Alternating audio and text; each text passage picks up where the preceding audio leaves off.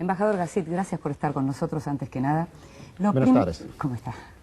Lo primero que le quería preguntar tiene que ver con el argumento de Israel para iniciar lo que fue la ofensiva, con el lanzamiento de cohetes por parte de Hamas y con lo que algunos leen también como una necesidad casi electoral, ya que dentro de un mes hay elecciones en Israel. Hay lecturas que dicen que, entre otras cosas, se inició la ofensiva con una mirada electoralista. ¿Cuál es la opinión del gobierno de Israel? Sí, admito solamente cuando yo vi en la primera parte que era de mi visión no objetiva, totalmente, no sé, cómo torturar y desmentir con hechos, demostrar una imagen unilateral sin tomar en cuenta todo lo que pasó antes, todo lo que está ocurriendo, y cómo denigrar al Estado de Israel con calumnias por hechos, unos no explicados, o otros que vamos a entrar aquí.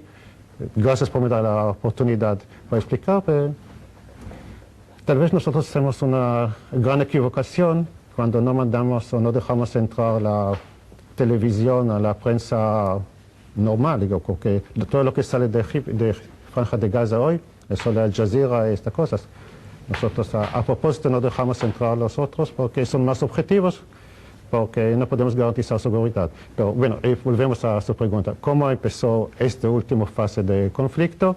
Es muy simple. Ustedes hablaron también, había una tregua de 6 meses.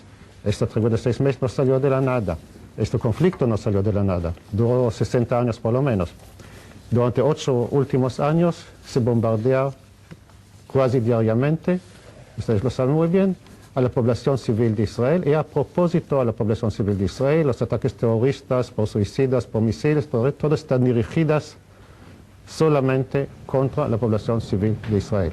A propósito, no solamente a propósito contra la población civil de Israel. Nosotros aceptamos la propuesta de mediación de Egipto para 6 meses de tregua. Lo que pasó con esos meses de tregua, el Hamas se fortificó, entró misiles de largo alcance que ahora están bombardeando a Beersheba y Ashdod, otras ciudades de Israel. Y jamás tenía el propósito de hacer de esta tregua una fase por la paz. Como no hizo de su gobierno en Gaza, no trató de hacer del núcleo de un Estado palestino, sino un núcleo de terror para atacar a Israel, para continuar la guerra en contra de Israel, porque esta es su razón de existencia. No es un partido político. Ganó las elecciones, sí, pero es un ejército que tiene un partido.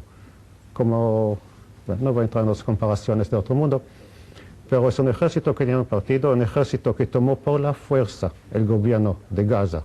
Un año medio después, que no estaba contento con el gobierno de coalición que tenía, ejecutando en el camino docenas de gente de Fatah, y desde ahí empezaron los problemas en los pasos fronterizos, no que no había antes.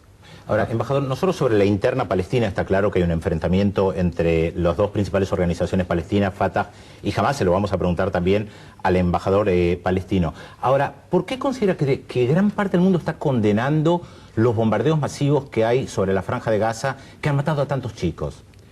Es muy lindo hablar de chicos israelíes que también están bajo bombardeo durante 8 años. Entonces, lamentable todo esto que está ocurrido, la población civil no tiene que sufrir. Pregunta a Hamas por qué sufran tanto, no a nosotros. Nuestros objetivos son militares.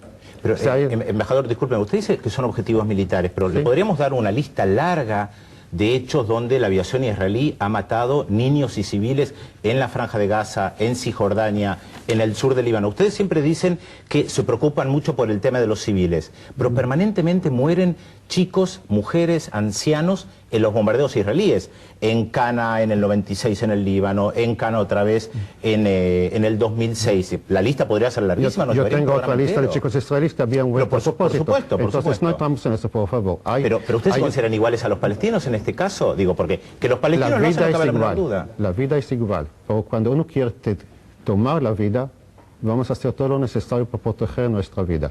Y cuando uno se esconda detrás de chicos, a veces a propósito, y cuando dicen que nosotros atacamos a propósito para matar niños en escuelas, todo eso es mentira. No atacamos a propósito a escuelas.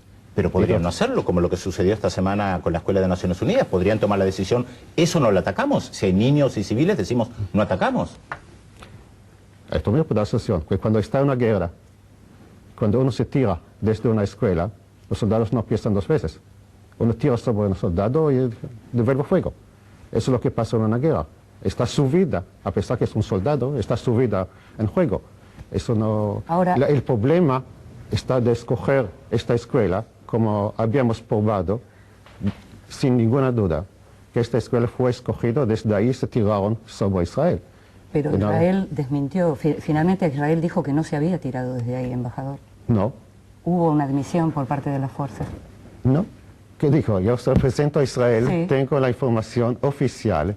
Israel demostró con películas, con testigos y con muertos, porque entre los 40 que dicen civiles, habían por lo menos, no podemos identificar a todos porque no llevan uniformes, por lo menos 2 dirigentes conocidos de Hamas que estaban entre los 40 muertos. Entonces, hay testigos del terreno. Associated Press entrevistó a los testigos. Hay fotos del aire. Y hay los muertos están de Hamas. Modos... Entonces, pero repito, no podemos entrar porque a veces hay ocasiones que si tiramos por error, tiramos por error y mueren soldados también. Han muerto soldados de Israel por fuego amigo. Eso pasa.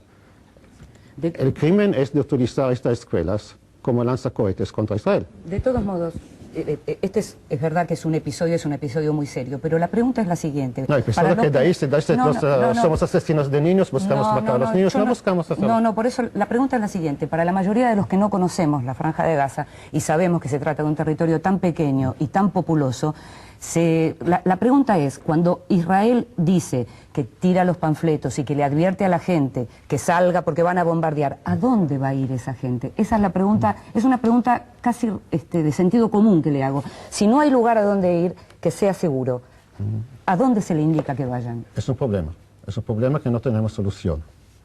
Hay los túneles de Hamas abajo, no sé, Hamas solamente utiliza, no deja ir entrar, no sé qué pasa. No conozco lo suficiente para decir dónde, pero por lo menos tiene la advertencia de salir de la casa.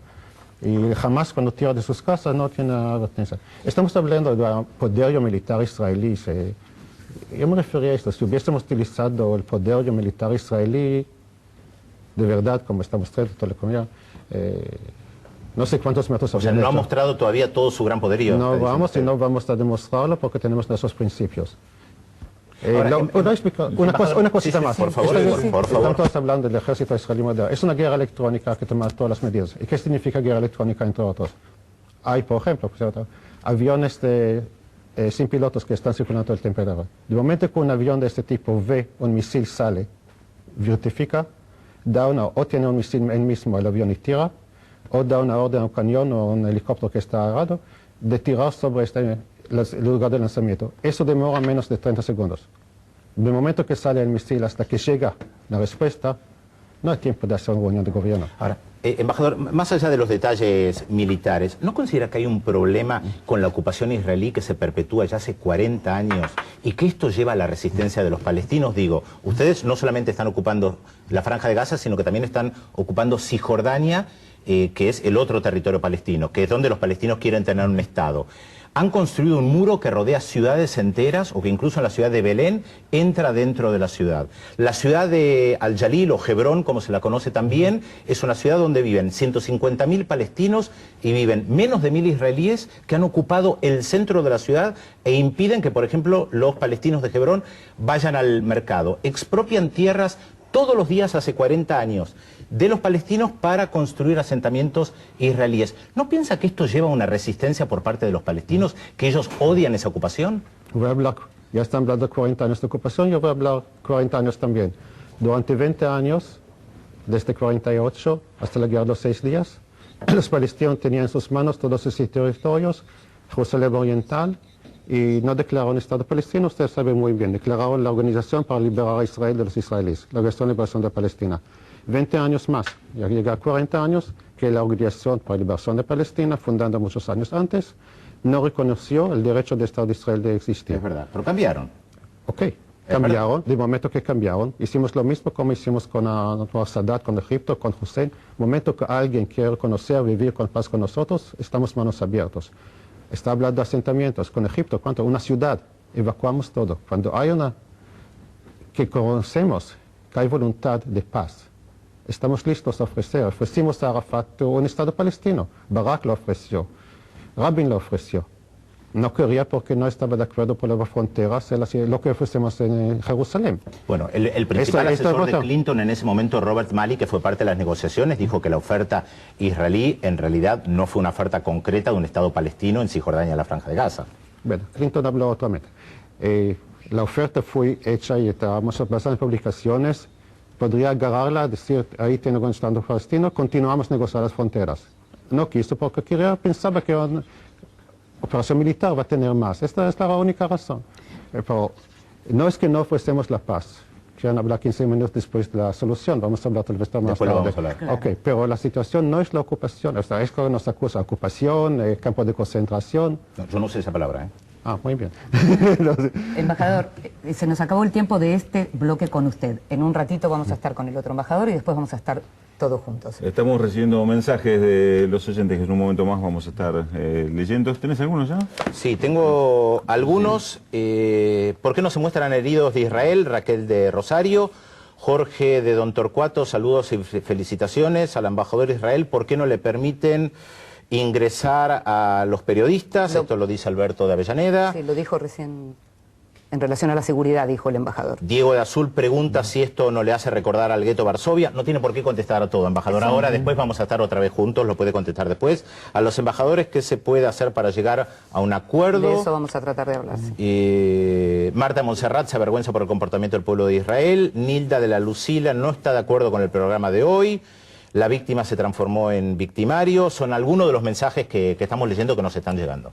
Muy bien. Vamos al primer corte y en el próximo bloque seguimos, obviamente, analizando este tema, conversando en este caso con el embajador de Palestina y después vamos a tenerlos a los dos juntos en la mesa para conversar, a ver qué salida posible hay a este gravísimo conflicto que se está dando en la Franja de Gaza.